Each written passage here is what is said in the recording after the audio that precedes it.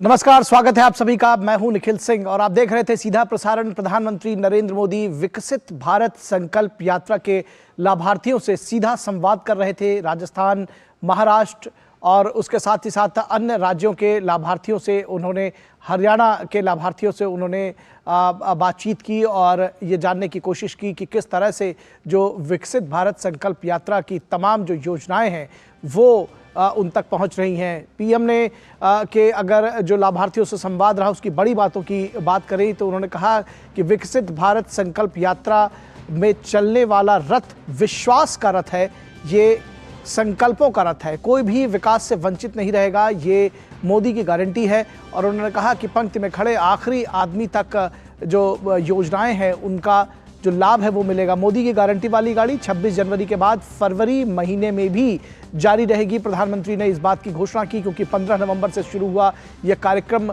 सिर्फ 26 जनवरी तक चलना था, लेकिन अब इसको फरवरी तक बढ़ाया गया है। 1-2 महीने में विकसित भारत संकल्प यात्रा एक जन आंदोलन में बदल गई है। प्रधानमंत्री नरेंद्र मोदी ने कहा कि जब ये इसकी शुरुआत हुई थी तो महज 1-2 महीने में यात्रा जन आंदोलन में बदल गई है। देश की लगभग 70-80% पंचायतों तक यात्रा पहुंच चुकी है।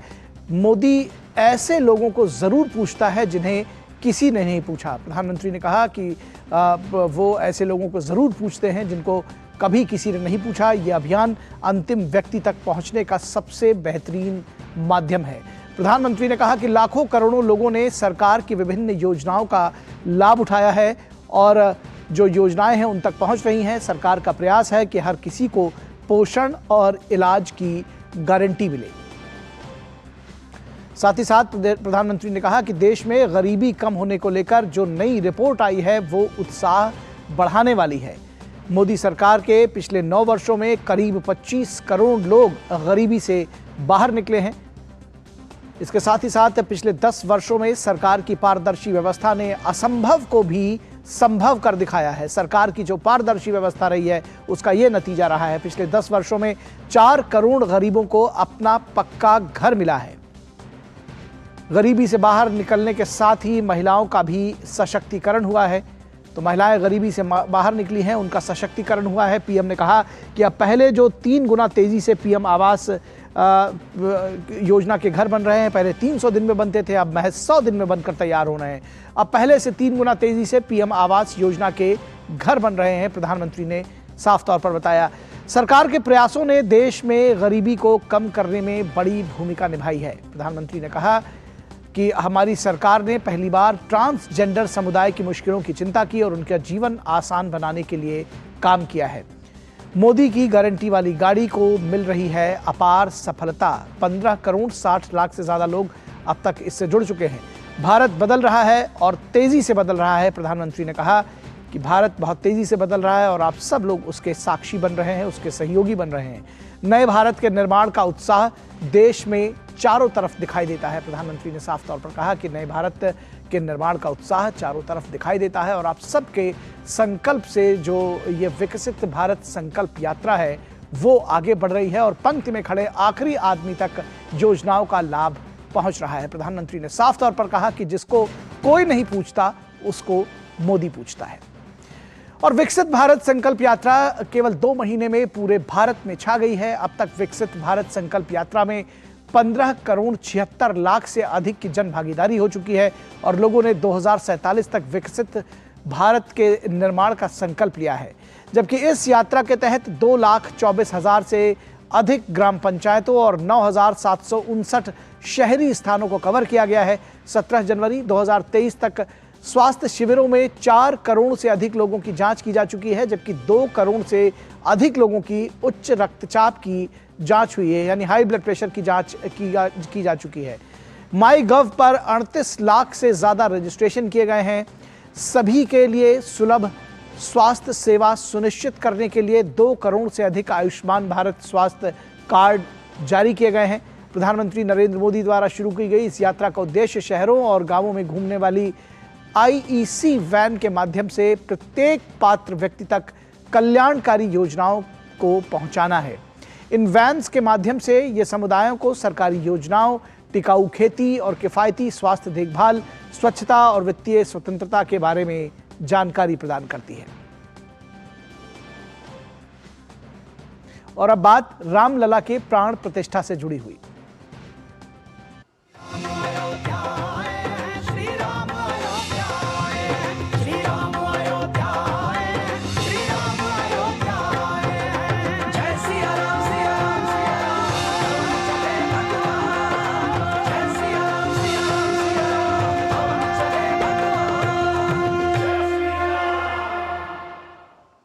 प्रधानमंत्री नरेंद्र मोदी ने आज श्री राम जन्मभूमि मंदिर पर स्मारक डाक टिकट और दुनिया भर में भगवान राम पर जारी टिकटों का एक एल्बम जारी किया। इन टिकटों के डिजाइन में राम मंदिर, भगवान श्री राम की चौपाई, मंगल भवन, अमंगल हारी और इसके साथ सूर्य, सरयू नदी और मंदिर में उनके आसपास की मूर्तियां सभी शामिल हैं। वहीं 6 टिकटों में राम मंदिर, भगवान गणेश, भगवान हनुमान, जटायु, केवटराज और मां शबरी के चित्र शामिल हैं।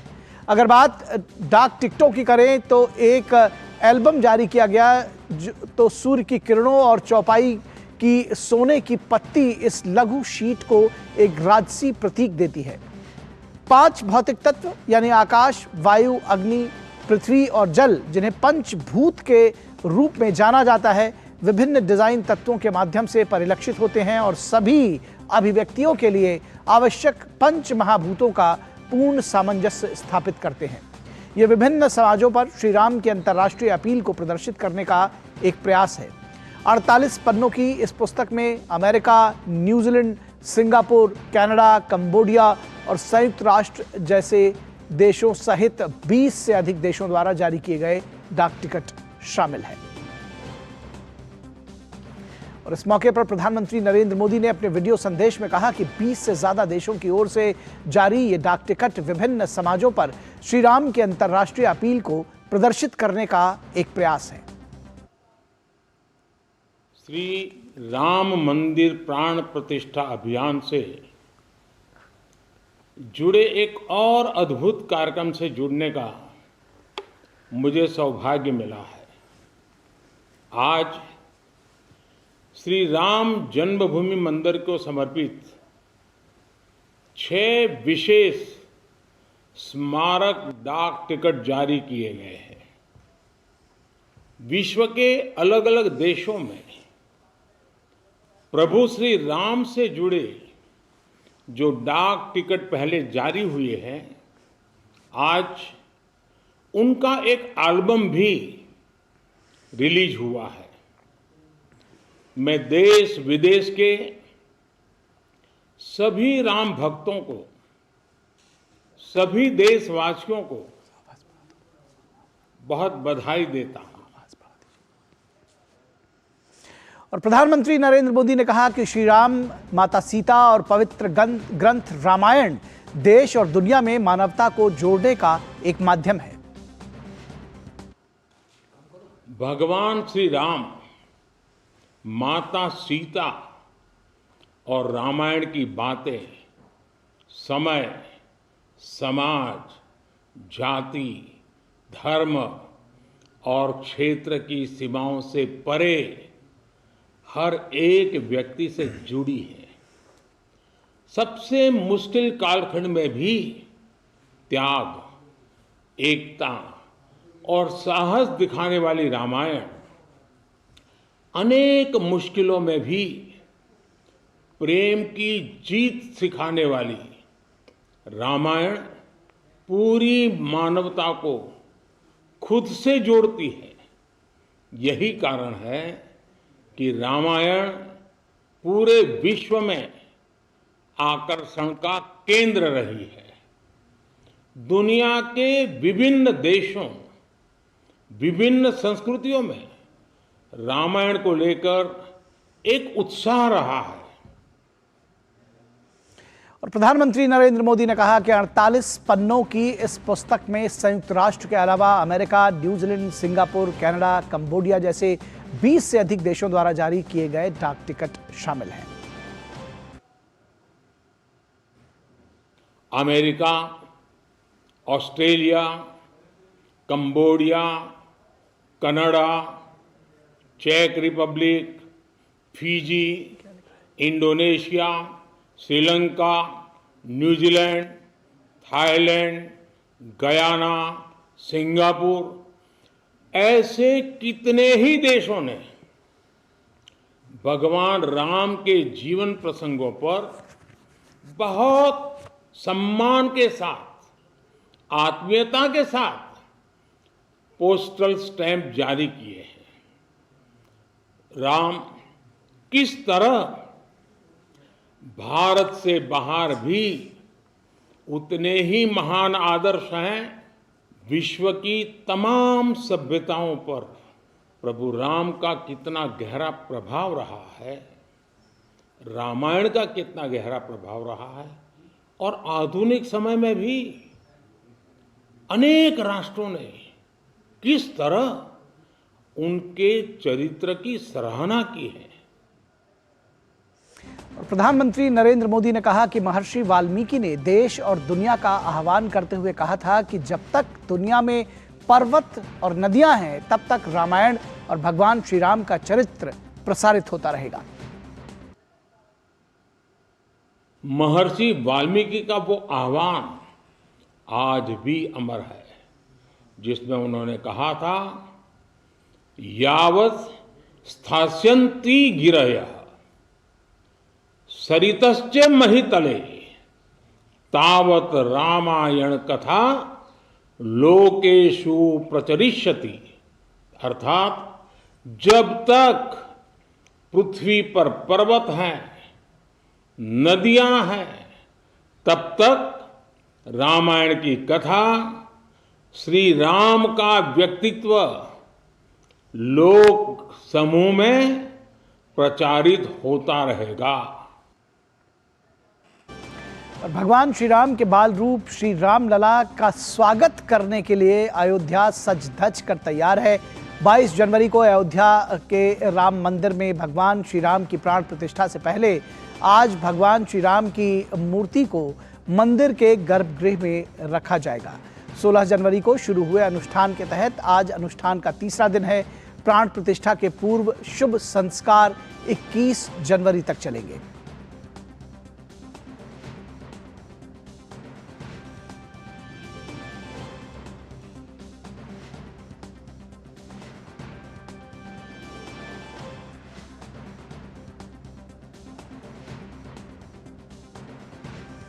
और कल मूर्ति को अयोध्या में श्री राम मंदिर में लाया गया। परिसर के अंदर मूर्ति को ले जाने के लिए क्रेन का इस्तेमाल किया गया।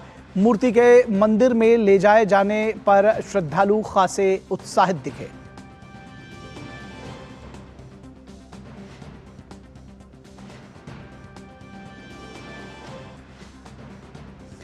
और श्री राम लला की प्राण प्रतिष्ठा के लिए पूरे देश में उत्साह का माहौल है। वहीं प्राण प्रतिष्ठा समारोह से पहले शुरू हुए अनुष्ठान का आज तीसरा दिन है। आज क्या क्या रहेगा खास, बता रहे हैं अयोध्या से हमारे संवाददाता आरेंद्र प्रताप सिंह।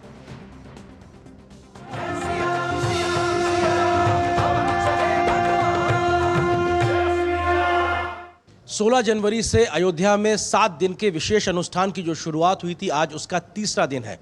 तीसरे दिन के अनुष्ठान में क्या कुछ खास है, ये आपको उसका हम सिलसिलेवार तरीके से बताते हैं। भगवान श्री राम के नए बने मंदिर में जिस मंडप में, जिस मंच पे भगवान की मूर्ति का प्राण प्रतिष्ठा होनी है, आज उस मंच पे भगवान की उस बाल स्वरूप प्रतिमा को पहुंचा दिया जाएगा। और उस प्रतिमा को पहुंचाने से पहले उस मंडप का और उस मंच का एक तरीके से शुद्धिकरण होगा। उसके तहत वहाँ पे वास्तु दोष की पूजा भी की जाएगी और शुद्धिकरण के तहत तमाम जल धाराओं और दुग्ध धाराओं के साथ में भी उस मंडप का और उस मंच का शुद्धिकरण किया जाएगा। प्रतिमा को वहाँ मंच पे रखने से पहले प्रतिमा का भी एक तरीके से जलादिवास किया जाएगा। उसके तहत देश भर की तमाम नदियों के साथ साथ जो महासागर से लाए गए जल हैं और सरयू नदी का जो जल है उसके साथ में वहाँ पे प्रतिमा का स्नान कराया जाएगा और सुगंधादिवास भी कराया जाएगा। सुगंधादिवास के तहत तमाम प्रकार की सुगंध के साथ मूर्ति का लेपन कहा जाए या उसका स्नान कहा जाए, वो भी कराया जाता है। और उसके बाद में मूर्ति को वहाँ पर रख दिया जाएगा। अगर इस लिहाज से बात की जाए, यहाँ पे तमाम प्रकार के मंत्रोच्चार होंगे, जिसमें तमाम वेदों के मंत्रोच्चार होंगे, उसके अलावा गणेश पूजन होगा, मातृका पूजन होगा। साथ ही साथ अगर बात की जाए, जो अनुष्ठान के तहत विधान की तमाम प्रक्रियाओं का जिक्र किया गया है, वो दोपहर करीब 1:30 बजे से लेकर करीब रात में 8:45 बजे तक इन तमाम विधाओं प्रक्रियाओं का अनुपालन किया जाएगा। तो तीसरे दिन के अनुष्ठान में ये है खास। अपने कैमरा सहयोगी मोंटी सिंह के साथ मैं आर्यन प्रताप सिंह, डीडी न्यूज, अयोध्या धाम से। राम मंदिर में प्राण प्रतिष्ठा कार्यक्रम से पहले अयोध्या की सुरक्षा बढ़ा दी गई है। उत्तर प्रदेश के एंटी टेररिस्ट स्क्वाड यानी एटीएस कमांडोज को अयोध्या में लता मंगेशकर चौक पर तैनात किया गया है। 22 जनवरी को होने वाली प्राण प्रतिष्ठा कार्यक्रम को ध्यान में रखते हुए शहर में सुरक्षा कड़ी कर दी गई है, ताकि सुरक्षा में किसी तरह की कोई चूक ना होने पाए। अयोध्या में भगवान श्री राम के प्राण प्रतिष्ठा कार्यक्रम से पहले सारी तैयारियां पूरी हो चुकी हैं और राम मंदिर के उद्घाटन समारोह से पहले अयोध्या को फूल प्रूफ सुरक्षा के घेरे के साथ मजबूत किया जा रहा है।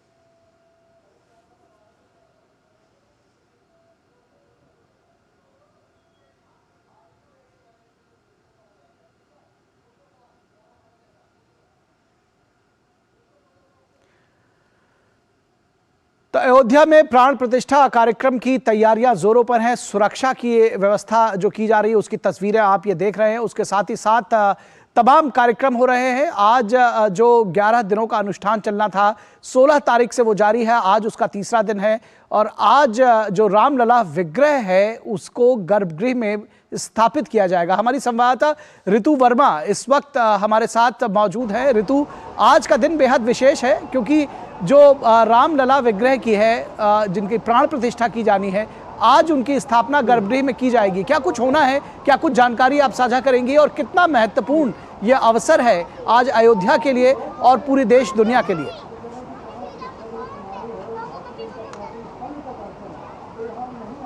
जी हाँ, बिल्कुल निखिल, आपने ठीक कहा कि 7 दिन के इस अनुष्ठान का आज बेहद अहम दिन है, क्योंकि हम देखते हैं पहले और दूसरे दिन के जो अनुष्ठान थे वो सरयू नदी से लेकर राम जन्मभूमि तक थे, क्योंकि कलश यात्रा थी और यहाँ से स्नान करके जजमान वहाँ गए और संकल्प लिया और उस पूरे अनुष्ठान की शुरुआत की पहले और दूसरे दिन।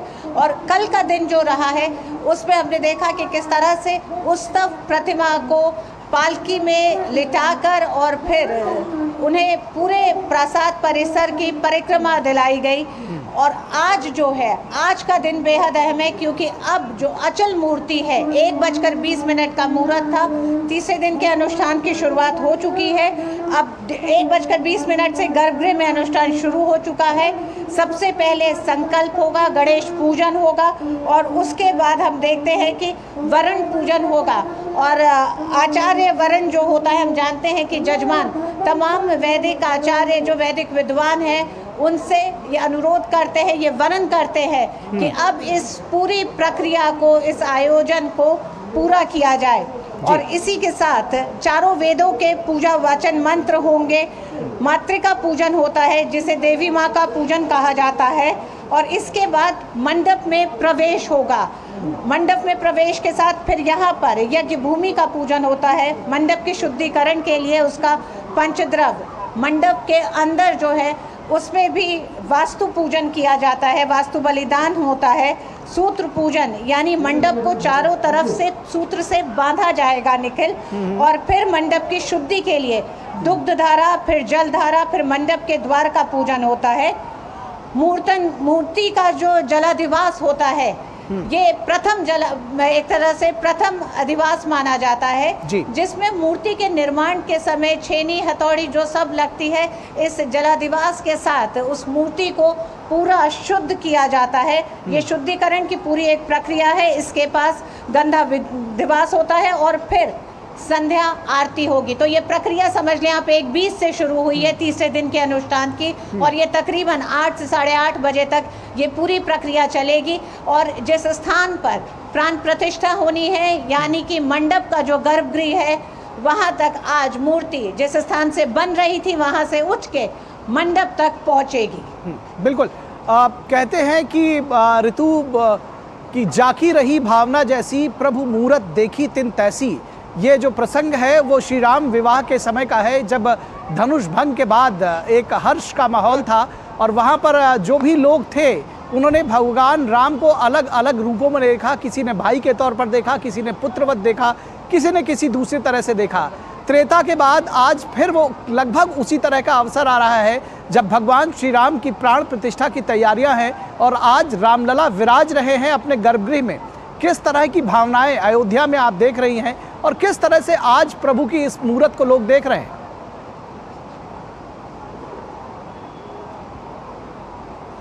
जी, एकदम सही कह रहे हैं आप निखिल, क्योंकि पूरी राम में अयोध्या नहीं बल्कि हम ये कह सकते हैं पूरा सनातन समाज, देश और विश्व का हर सनातनी इस समय राम में है।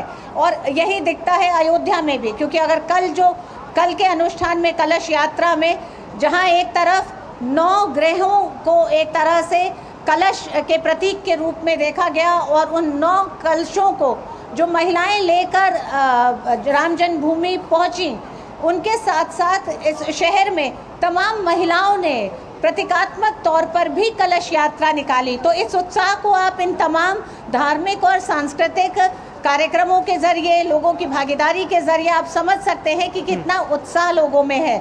और एक और जो आपने त्रेता युग के एक तरह से अयोध्या का जिक्र किया, तो मैं आपको बता दूं कि जैसे जैसे 22 तारीख की प्राण प्रतिष्ठा की तारीख नजदीक आ रही है, हर दिन कुछ नया दिखता है इस अयोध्या में, जो आपको एक बार फिर जोड़ता है त्रेता युग से। और ऐसे ही देखा गया कल जब अयोध्या किष्किंधा से प्रभु राम के हनुमान भी पहुंच गए। किष्किंधा रथ अब अयोध्या नगरी पहुंच चुका है। हम जानते हैं किष्किंधा रथ जो है 12 साल तक भारत भ्रमण कर रहा है और इस समय वो अयोध्या नगरी में पहुंचा है।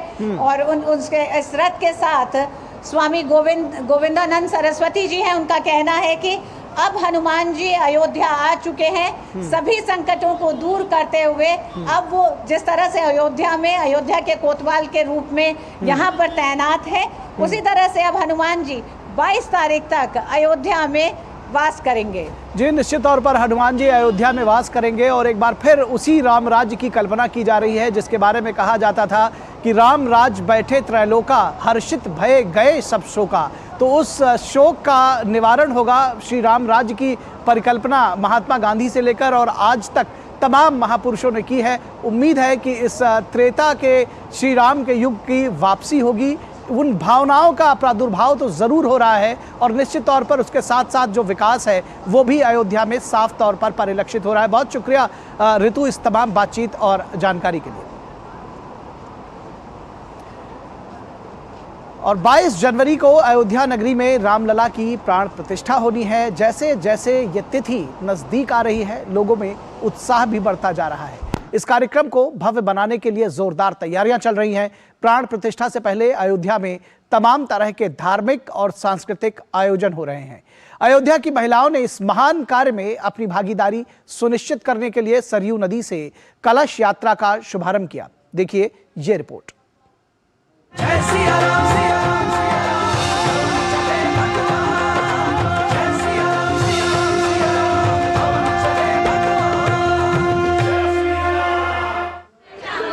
अयोध्या में 22 तारीख को होने वाले प्राण प्रतिष्ठा समारोह से पहले अयोध्या पूरी तरह से राममय हो चुकी है।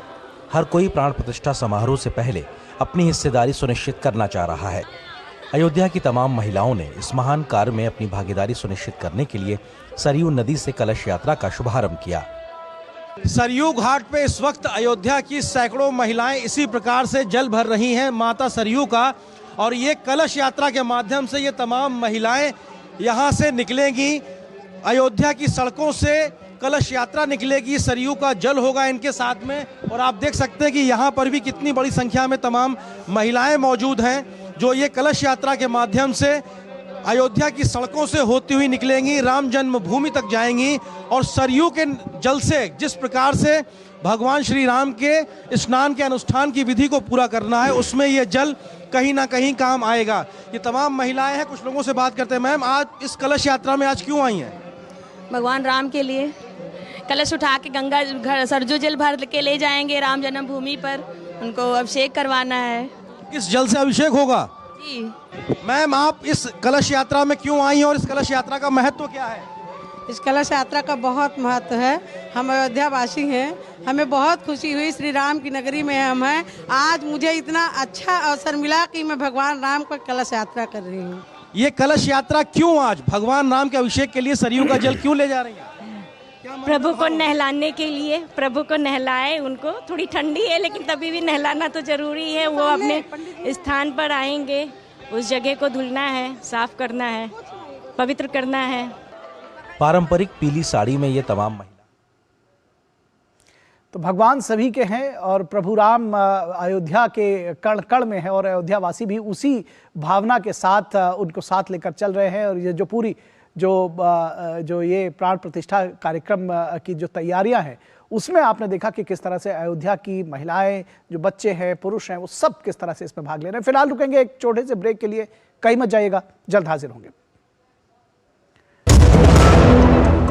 रुड़की उत्तराखंड निवासी राजीव जैन पहुंचाएंगे हर राम भक्त के घर बिल्कुल निःशुल्क हर किवारी गंगा जल। दुकानदार भाई संपर्क करने के लिए हरिद्वारगंगाजल.com पर जाएं। आपका विश्वास हमारी शक्ति, आपके सुनहरे सपनों के लिए समर्पित कैनरा बैंक उत्पादों की शानदार कड़ी, आपके लिए, आपके साथ। Canara bank, together we can. Muthoot finance, Bharat का नंबर 1 सबसे भरोसेमंद financial services brand. Gold loan के लिए अभी कॉल करें 1-800-313-1212। 605।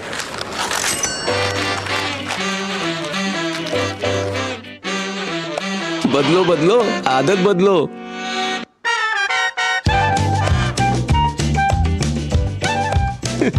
बदलो बदलो, आदत बदलो। अब नजदीकी बैंक जाकर फटे पुराने नोट्स बदलिए। अगर बैंक मना करे तो आरबीआई के ओम्बुड्समैन से शिकायत करें। आरबीआई कहता है, जानकार बनिए, सतर्क रहिए। मेरे भाई अरविंद कुमार की कुछ महीने पहले एक्सीडेंट में डेथ हो गई। उन्होंने पॉलिसी बाजार से टर्म लाइफ इंश्योरेंस लिया हुआ था, जो अब भाभी के घर के खर्च और बच्चों की पढ़ाई में काम आएगा। पॉलिसी बाजार की टीम ने क्लेम दिलवाने में हमारी पूरी मदद की। क्लेम के टाइम पे आपकी हेल्प के लिए हमेशा तैयार। पॉलिसी बाजार, 1 करोड़ का टर्म लाइफ इंश्योरेंस सिर्फ 470 रुपए महीने से शुरू। शराब, धूम्रपान या नशीली दवाइयों को ना कहने में असमर्थ है? सहायता प्राप्त करने के लिए टेलीमानस के 14416 पर कॉल करें। स्वागत है आपका ब्रेक के बाद। बीजेपी के राष्ट्रीय अध्यक्ष जेपी नड्डा ने वृहद स्वच्छता अभियान के तहत नई दिल्ली के पशुपतिनाथ मंदिर में सफाई की। यह अभियान 22 जनवरी तक चलेगा।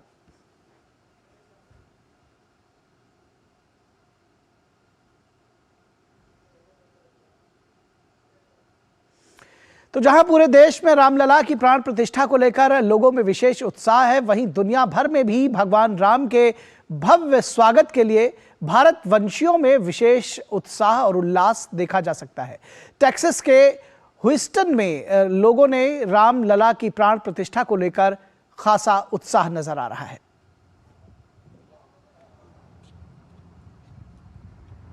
जय श्री राम। जय श्री राम।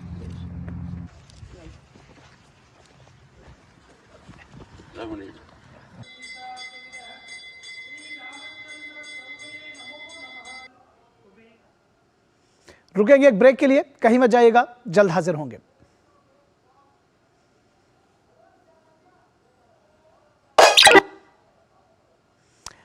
फिलहाल वापस लौटते हैं और नजर डालेंगे कुछ अन्य राष्ट्रीय खबरों पर।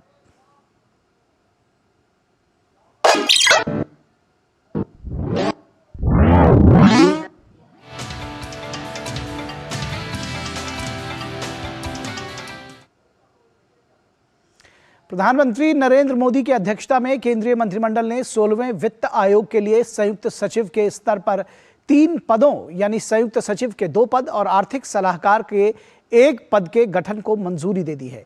नए सृजित पदों को आयोग को अपने कार्यों को पूरा करने में सहायता करने की आवश्यकता है। आयोग में अन्य सभी पद प्रदत्त शक्तियों के अनुरूप पहले ही सृजित किए जा चुके हैं।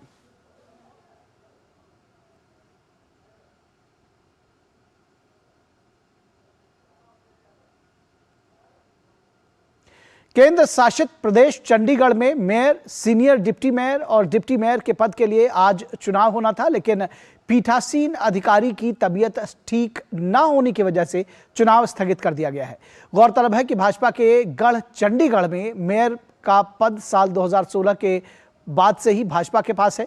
कांग्रेस और आम आदमी पार्टी बीते कई चुनावों में भाजपा को इस केंद्र शासित प्रदेश में अकेले दम में हराने में नाकाम रही है, इसलिए इस बार दोनों ने गठबंधन कर शहर के निकाय चुनाव में अपनी किस्मत आजमाने का फैसला किया है।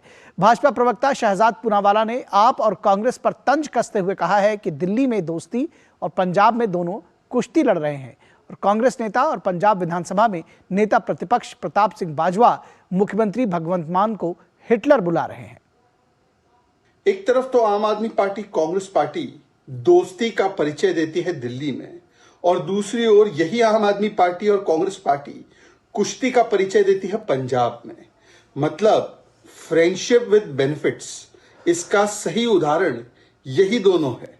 बताइए, सीट शेयरिंग की बातें चल रही है और दूसरी ओर बाजवा जी जो पंजाब कांग्रेस के बड़े नेता है, वहां पे विधानसभा में लीडर ऑफ ऑपोजिशन है, वो भगवंत मान को हिटलर बुला रहे हैं। सुखपाल सिंह खैरा ना तो 2 साल या 3 साल उसे पार्टी च रहे, भगवंत मान पार्टी का प्रधान सी, इसे केजरीवाल ने सुखपाल सिंह खैरा जी नूं लीडर ऑफ ऑपोजिशन बनाया, जिहदे नाल तुसीं रोटी सांझी कीती होए, नमक इकट्ठियां खाधा होए, जे ਉਹਦੇ ਨਾਲ ਤੁਸੀਂ ਇਹ ਕੰਮ ਕਰ ਸਕਦੇ ਹੋ ਤੇ ਬਗਾਨਿਆਂ ਨਾਲ ਤੁਸੀਂ ਕੀ ਕਰ, ਕੀ ਤੁਹਾਡੇ ਤੋਂ ਲੋਕ ਦੂਜੇ ਸਿਆਸੀ ਵਿਰੋਧੀ ਕੀ ਤੁਹਾਡੇ ਤੋਂ ਆਸ ਉਮੀਦ ਕਰਨ। और यहां रुकेंगे एक छोटे से ब्रेक के लिए, कहीं मत जाइएगा, जल्द हाजिर होंगे। रुड़की उत्तराखंड निवासी राजीव जैन पहुंचाएंगे हर राम भक्त के घर बिल्कुल निःशुल्क हर किवारी गंगाजल। दुकानदार भाई संपर्क करने के लिए हरिद्वारगंगाजल.com पर जाएं। आपका विश्वास हमारी शक्ति, आपके सुनहरे सपनों के लिए समर्पित कैनरा बैंक उत्पादों की शानदार कड़ी, आपके लिए आपके साथ Canara bank, together we can. ये नया भारत है, कभी हंसता कभी हंसाता है, हिसाब का पक्का है। जियो पेपर प्राप्त हुए, लड़ता है झगड़ता है पर आगे बढ़ता है, जो अपने दिल की सुनता है, खुल के बात करता है, सबको साथ लेकर चलता है, इस भारत की अलग ही पहचान है। जुड़े नए भारत से, जियो भारत से। अधिक नमक खाने से नॉन कम्युनिकेबल डिजीजेस जैसे हाई ब्लड प्रेशर, स्ट्रोक और हार्ट डिजीजेस आदि की संभावना बढ़ जाती है। हमारे रोज के खाने में नमक के छुपे हुए स्रोत होते हैं। हम अधिक नमक के सेवन से कुछ आसान तरीके अपनाकर बच सकते हैं। तैयार और पैकेज्ड खाद्य पदार्थ में नमक अधिक होता है। अचार, चटनी, सॉस, पापड़ का कम प्रयोग करें। नूडल्स, चीज वाले खाने आदि में नमक अधिक होता है, इनका सेवन सीमित करें। मेवे जैसे अखरोट, बादाम, काजू और पिस्ता बिना नमक वाले ही लें। समझदारी से काम लें, महीने में सीमित नमक ही खरीदें। धीरे धीरे अपने खाने में नमक की मात्रा घटाएं। खाने में ऊपर से नमक न डालें। ज्यादा पानी पिएं, इससे नमक शरीर से बाहर निकल जाता है। थोड़ी सी समझदारी, कम नमक और बेहतर सेहत हमारी। Food safety and standards authority of India द्वारा जनहित में जारी। स्वागत है आपका ब्रेक के बाद। और शराब घोटाले में दिल्ली के मुख्यमंत्री अरविंद केजरीवाल प्रवर्तन निदेशालय के सामने चौथे समन पर भी आज पेश नहीं हुए। केजरीवाल ने अपने जवाब में लिखा कि ईडी का मकसद उन्हें गिरफ्तार करना है। इससे पहले अरविंद केजरीवाल को पिछले हफ्ते चौथी बार ईडी ने समन जारी किया था और 18 जनवरी यानी आज एजेंसी के सामने पेश होने के लिए कहा गया था। इससे पहले भी केजरीवाल को ईडी ने पूछताछ के लिए 2 नवंबर, 22 दिसंबर और 3 जनवरी को बुलाया था, लेकिन तीनों मौकों पर ही उन्होंने पेशी पर आने से इनकार कर दिया था। गौरतलब है कि इसी शराब घोटाले के मामले में आम आदमी पार्टी के 2 वरिष्ठ नेता मनीष सिसोदिया और संजय सिंह लंबे समय से न्यायिक हिरासत में हैं। और पश्चिम बंगाल में शिक्षक भर्ती घोटाले में प्रवर्तन निदेशालय यानी ईडी ने बड़ी कार्रवाई की है। ईडी मामले में उत्तर 24 परगना सहित कई स्थानों पर छापेमारी कर रही है। यह भर्ती घोटाला 2014 का है, जब पश्चिम बंगाल प्राथमिक शिक्षा बोर्ड ने प्राथमिक स्कूलों के शिक्षकों की भर्ती के लिए शिक्षक पात्रता परीक्षा आयोजित की थी। साल 2021 में यह सामने आया कि कम टीईटी स्कोर वाले व्यक्तियों को शिक्षक पद दे दिए गए। कोलकाता हाईकोर्ट के आदेश के बाद सीबीआई और ईडी इस मामले की जांच कर रही है। इसमें पूर्व शिक्षा मंत्री पार्थो चैटर्जी, कई विधायक और शिक्षा विभाग के अधिकारी जेल में बंद हैं। तो आइए आपको बताते हैं बंगाल के शिक्षक भर्ती घोटाले के बारे में। यह घोटाला 2014 का है, जब पश्चिम बंगाल स्कूल सर्विस कमीशन ने पश्चिम बंगाल में सरकारी स्कूलों में शिक्षकों की भर्ती निकाली थी। यह भर्ती प्रक्रिया 2016 में शुरू हुई थी। उस वक्त पार्थ चैटर्जी शिक्षा मंत्री थे। इस मामले में गड़बड़ी की कई शिकायतें कोलकाता हाईकोर्ट में दाखिल हुई थी। याचिकाकर्ताओं का आरोप था कि जिन उम्मीदवारों के नंबर कम थे उन्हें मेरिट लिस्ट में ऊपर स्थान मिला है। कुछ शिकायतें सामने आने के बाद कुछ उम्मीदवारों का मेरिट लिस्ट में नाम न होने पर भी उन्हें नौकरी दे दी गई।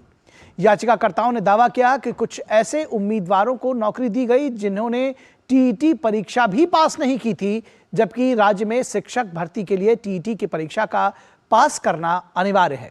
इसी तरह से राज्य में 2016 में एसएससी द्वारा ग्रुप डी की 13,000 भर्ती के मामले में शिकायतें मिली थी। हाईकोर्ट ने इन सभी याचिकाओं पर सुनवाई करते हुए सीबीआई जांच के आदेश दिए थे, जिसके बाद ईडी ने शिक्षक भर्ती और कर्मचारियों की भर्ती के मामले में मनी ट्रेल की जांच शुरू की थी। ईडी ने इस मामले में 2023 मई में जांच शुरू की थी। ईडी ने जुलाई 2023 में पार्थ चैटर्जी के ठिकानों समेत 14 जगहों पर छापेमारी की थी। पार्थ चैटर्जी के ठिकानों पर छापेमारी के दौरान ईडी को अर्पिता मुखर्जी की प्रॉपर्टी के दस्तावेज मिले थे। ईडी ने अब तक पार्थ चैटर्जी, अर्पिता मुखर्जी, टीएमसी विधायक माणिक भट्टाचार्य से पूछताछ की है। इसके अलावा पश्चिम बंगाल के शिक्षा सचिव मनीष जैन से भी सीबीआई ने हाल ही में पूछताछ की थी। और अमेरिका के विदेश मंत्री एंटनी ब्लिंकन ने भारत की असाधारण सफलताओं की सराहना की है। विश्व आर्थिक फोरम की वार्षिक बैठक को संबोधित करते हुए उन्होंने प्रधानमंत्री नरेंद्र मोदी की नीतियों और कार्यक्रमों के सकारात्मक प्रभावों का उल्लेख किया। We see the remarkable achievements that Prime Minister Modi has achieved, moved forward under his watch that have materially benefited and materially positively affected so many Indian lives. We also see a relationship between our countries that is in a new place, at a new level. A constant, regular part of our conversation is the conversation about democracy, about rights, these fundamental concerns about democracy, about human rights. And we've done that. We do it in different ways, in different places. In some places, maybe it's more overt, maybe it's more vocal, and others, because of the nature of the relationship we may have with the country, with the government, it's part of a very sustained, very real conversation. तो mid day prime के इस अंक में बस इतना ही। हमारी पूरी team को दीजिए इजाजत। नमस्कार।